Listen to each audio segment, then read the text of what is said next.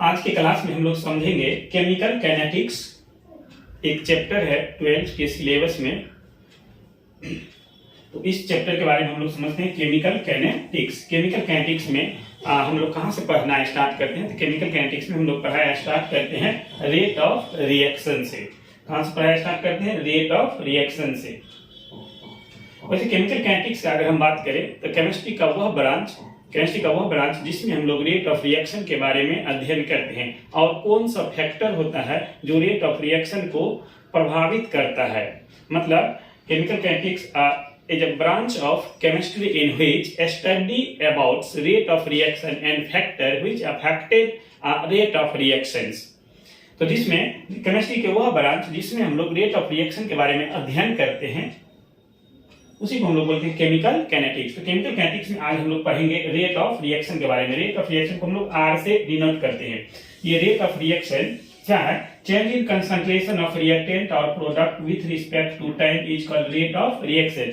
इसका मतलब ये हुआ समय के साथ रिएक्टेंट और प्रोडक्ट के कंसंट्रेशन में जो चेंज आता है, समय के साथ रिएक्टेंट और प्रोडक्ट के कंसंट्रेशन में जो चेंज आता है उसी को हम लोग बोलते हैं रेट ऑफ रिएक्शन। जैसे कंसीडर हम यहाँ पर कर लिए हैं, consider a reaction R convert into P. R reactant मान लिए हैं और पी मतलब प्रोडक्ट, मतलब आर से पी बन रहा है ऐसा मान लिए हैं। तो इसके लिए हम रेट ऑफ रिएक्शन लिखेंगे। यहाँ पर क्या लिखे हैं? Change in concentration of reactant by change in time. मतलब समय के साथ रिएक्टेंट का कंसंट्रेशन घट रहा है और यहाँ पर ये दिखा रहे हैं समय के साथ प्रोडक्ट का कंसंट्रेशन बढ़ रहा है। इसका मतलब ये हो गया, यहाँ पर माइनस साइन इंडिकेट कर रहा है कि रिएक्टेंट का कंसंट्रेशन घट रहा है और प्रोडक्ट का कंसंट्रेशन बढ़ रहा है। कोई भी रिएक्शन दिया रहेगा तो इस तरह से हम लोग लिखेंगे रिएक्टेंट के लिए और इस तरह से लिखेंगे प्रोडक्ट के लिए। ये इंडिकेट माइनस साइन इंडिकेट करता है कि रिएक्टेंट का कंसंट्रेशन घट रहा है और प्रोडक्ट का कंसंट्रेशन बढ़ रहा है। मतलब जिस स्पीड से रिएक्टेंट का कंसंट्रेशन घटेगा उसी स्पीड से प्रोडक्ट का कंसंट्रेशन बढ़ेगा। जैसे आप मान लीजिए, इसको आप नोट कर लीजिए।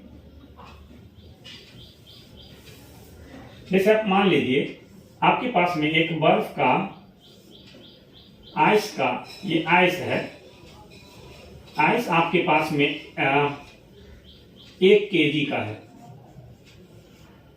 अब क्या है? मतलब इसका कंसंट्रेशन मान लेते हैं 1 kg है। कंसंट्रेशन का एक्चुअल में मतलब मीनिंग होता है मात्रा। कंसंट्रेशन का एक्चुअल में मीनिंग होता है मात्रा। अब ये पिघल रहा है, मेल्ट हो रहा है और ये पानी H2O बना रहा है, वाटर बना रहा है, मतलब लिक्विड बन गया। कुछ समय के बाद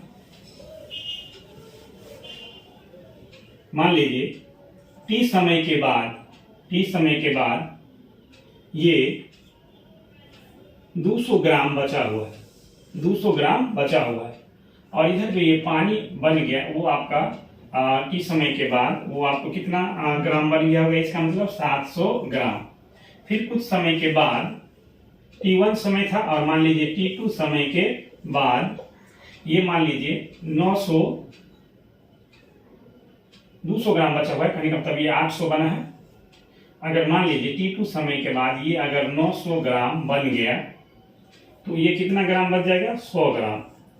मतलब समय के साथ साथ प्रोडक्ट का मात्रा बढ़ रहा है और रिएक्टेंट का मात्रा घट रहा है। आइस यहाँ पर रिएक्टेंट हो गया और ये जो लिक्विड बन रहा है H2O यहाँ पर आइस 2O फॉर्म है, सॉलिड फॉर्म है और यहाँ पर लिक्विड फॉर्म है। समय के साथ लिक्विड का मात्रा बढ़ रहा है और सॉलिड का मात्रा घट रहा है। इसीलिए रिएक्टेंट में हम लोग क्या लगाते हैं? माइनस, और प्रोडक्ट में क्या लगाते हैं? प्लस। लेकिन जिस स्पीड से रिएक्टेंट घटेगा उसी स्पीड से प्रोडक्ट बढ़ेगा। अगर ये जैसे समझ लीजिए आप, अगर ये 950 ग्राम हो गया तो ये कितना बचा? 50 ग्राम। मतलब इसमें 50 ग्राम घटा, इधर 50 ग्राम घटा तो इधर 50 ग्राम बढ़ा। मतलब जिस रेट से, जिस स्पीड से ये घटेगा उसी स्पीड से ये बढ़ेगा। जिस स्पीड से इसका मात्रा घटेगा उसी स्पीड से इसका मात्रा बढ़ेगा। इसीलिए रिएक्टेंट में हम लोग क्या लगाते हैं माइनस और प्रोडक्ट में हम लोग क्या लगाते हैं प्लस। और हम एग्जांपल से समझा रहे हैं आपको।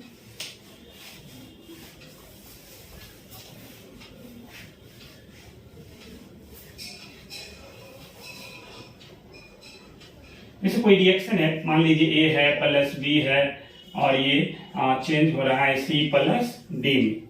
अगर इसके लिए और इसको हम बैलेंस कर लेते हैं, मान लो बैलेंस करते हैं, यहाँ पर 2 लिखा हुआ है, यहाँ 3 है, यहाँ 4 है, यहाँ 5, ये रिएक्शन बैलेंस है। ये दोनों आपका रिएक्टेंट हो गया। इधर ये जो है आपका क्या किधर हो गया रिएक्टेंट, और इधर ये क्या हो गया आपका प्रोडक्ट। आपसे पूछेगा expression of rate of reaction, आपसे क्या पूछेगा expression of rate of reaction. Expression of rate of reaction हम लोग कैसे लिखते हैं? एक्सप्रेशन रेट ऑफ रिएक्शन को कैसे दर्शाएंगे? इस रिएक्शन के लिए हम रेट ऑफ रिएक्शन किस तरह से एक्सप्रेस करते हैं, मतलब दर्शाते हैं। ऐसे रेट ऑफ रिएक्शन किस तरह से दर्शाएंगे? तो ध्यान से देखिए, क्या कीजिए, सबको आप बराबर कर दीजिए। पहले लिख लेंगे हम ए बराबर बी बराबर सी बराबर डी, इस तरह से लिख लेंगे। उसके बाद क्या करना है आपको, सबको स्क्वायर ब्रैकेट में घेर देना है। क्या कि हम सबको स्क्वायर ब्रैकेट में घेर दिए, सबको पहले बराबर कर दिए, फिर सबको स्क्वायर ब्रैकेट में घेर दिए। उसके बाद हम क्या करेंगे, सबको डी बाई डी टी से गुना कर देना है। D by d T, D by d T, D by d T. उसके बाद क्या करना है, जो रिएक्टेंट साइड में है उसमें माइनस लगाना है। ए रिएक्टेंट साइड है तो इसमें क्या लगाएंगे माइनस, बी भी रिएक्टेंट साइड में, इसमें भी क्या लगाएंगे माइनस, और जो प्रोडक्ट साइड में है उसमें हमको क्या लगाना है प्लस, इसमें भी क्या लगाना है प्लस। अब जो ये जो अंक है पीछे में, ये जो अंक देखिए, ये जो अंक दिया हुआ रहता है, जिस अंक से हम लोग क्या करते हैं रिएक्शन के कंपोनेंट को बैलेंस करते हैं, उस अंक से हम क्या करते हैं इसको डिवाइड कर देते हैं। यहाँ के इसके पीछे में कितना अंक है 2, यहाँ इसमें आप 2 दे दीजिए। यहाँ पर कितना है 3, इसके हम किससे डिवाइड कर देंगे 3 से। यहाँ पर कितना है 4, यहाँ पर हम क्या दे देंगे 4। यहाँ पर कितना है 5, यहाँ पर हम क्या कर देंगे 5। जैसे हम एक एग्जाम्पल और ले रहे हैं, जैसे आपको लिखा हुआ है N2 प्लस H2 और ये कन्वर्ट हो रहा है NH3 में। इसको हम जब बैलेंस करेंगे तो यहाँ पर 2 आ जाएगा और ये 3। आपको रिएक्शन बैलेंस करके इस तरह से दिया हुआ रहेगा और आपको कहेगा रेट ऑफ रिएक्शन। हम लोग रेट ऑफ रिएक्शन क्या लिखेंगे इसके लिए?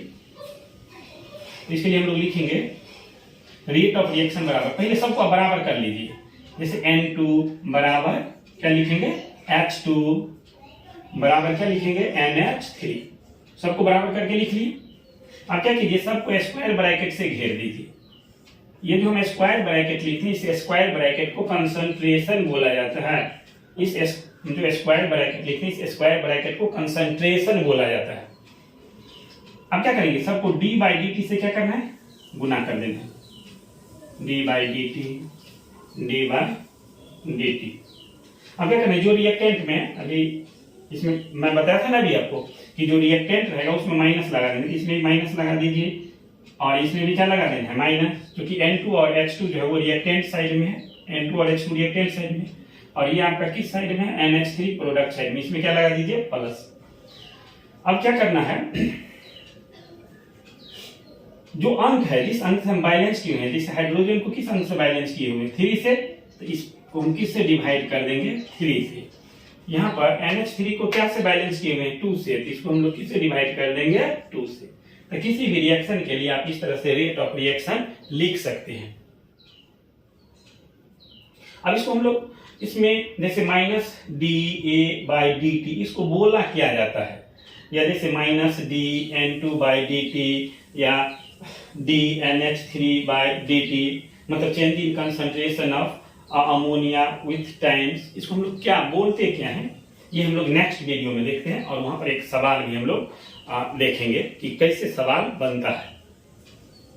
अब इसको नोट कर लीजिए। अगर आपको समझने में कोई परेशानी हो आप कमेंट करके मुझे जरूर बताएंगे, और मैं एक एग्जांपल दे रहा हूं, इसके लिए आप जरूर रेट ऑफ रिएक्शन लिखने का अभ्यास करेंगे।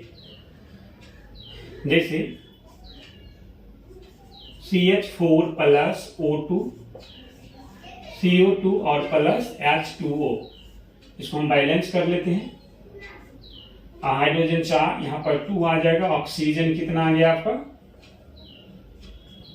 ऑक्सीजन 4, यहाँ पर क्या कर देंगे 2। इसके लिए आप रेट ऑफ रिएक्शन लिखिए। अगर आपको लिखने में कोई परेशानी हो आप मुझे बताएंगे।